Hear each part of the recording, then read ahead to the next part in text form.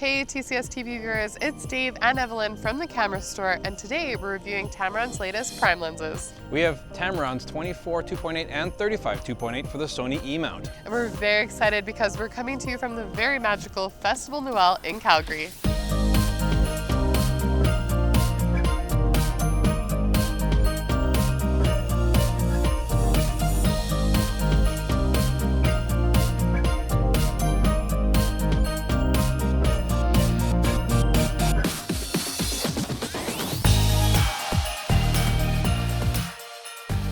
I got first dibs on picking which lens to bring today, and so since we were shooting indoors with these massive light installations, I decided to go with the 24mm. I find it's a little bit wider but still a good general purpose focal length to shoot stuff like this. It'll also be excellent for environmental portraits, travel photography, and because this is such a nice compact design for both lenses, you could almost go with them as being a pair. Now, if you're a pro, you may want to go with a faster lens, but for most general purpose use, I think f2.8 is decent. So far today, I've really enjoyed shooting with this lens on the Sony A7 III camera. It fits really nicely, and this lens is so compact. It's only 2.5 inches long and weighs 215 grams, which is less than 8 ounces. And so it really makes a really tight and compact package to throw in your bag.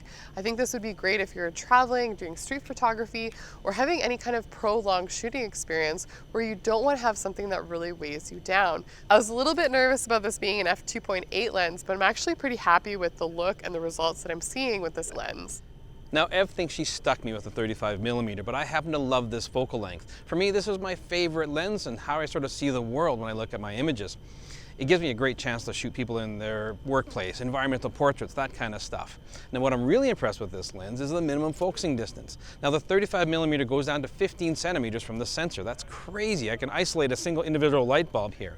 Ev's lens goes down to 12 centimeters. Both of them are really impressive that way and opens up a whole other world of shooting with a wide-angle lens. Now, both of these lenses incorporate a new silent motor, which supposedly increases autofocus speed and is fully compatible with the Sony system. It does sort of take its time just a little bit. It's not as snappy as I would like it to be, but it's certainly adequate for this style of lens. The bokeh balls that are coming out of this are absolutely gorgeous, and this is such a perfect place to test it. I'm really liking the look of the very circular bokeh balls, and the other nice thing is that the fall off for portrait photography is really nice and smooth. It's very creamy, it's very flattering, and I just like the character of this lens. I think that it has a really nice look to it, and I'm loving the 24mm focal length. Now that we've been shooting around here all day, Dave, are you missing having a little bit more from this nice 24mm lens? There had been a few shots I would have liked a little wider field of view, but I'll stand by my 35. I quite like this perspective. I'm enjoying the shots that I'm getting with it, and you know, how close I can focus with this lens is quite cool. Yes, now to be fair though, I can focus a little bit closer than you can. You've got about 1 inch or 2.5, 3 centimeters more, which I guess does make a difference in certain things. Yes, when you're trying to get really close, being able to get just that much closer, I think definitely makes a difference. But I think overall, I mean, they're both really nice focal lengths, and they're both f2.8. They have the same casings, the feel of them is the same, and they're both really nice lenses. One thing I will say though is that with these Tamron lenses, although they do feel like they're really well built, I do find that the focusing ring has a little bit more play to it compared to the Sony focusing ring. Now, I will agree with you on the focusing ring. It certainly has a little different feel than the Sony, so be aware of that. Now, I do notice that there is certainly some vignetting on these lenses. Now, it's something that we can easily correct for in post-production, but be aware that is there. Yeah, and another thing to keep in mind is that there always is going to be a little bit of barrel distortion, and you see some of that with these lenses. However, if you're using any kind of current editing software, it's going to correct that for you automatically. So unless you're using some antiquated version of Capture One that doesn't have the correction in it, well then you should just update your software is what you should do. I agree. Now, there is a little bit of focus breathing as well for you videographers out there. That's something to be aware of both these lenses. Yeah, but overall I think that the experience of using these lenses is really nice. What I'm finding is that they are very lightweight. There's only a few ounces difference between the two of them, and they feel great. I think Tamron has really found a good spot for them to create some lenses that are really affordable. You know, they're lightweight, they're portable, and I think a lot of Sony users in particular will find this really refreshing. I know I do.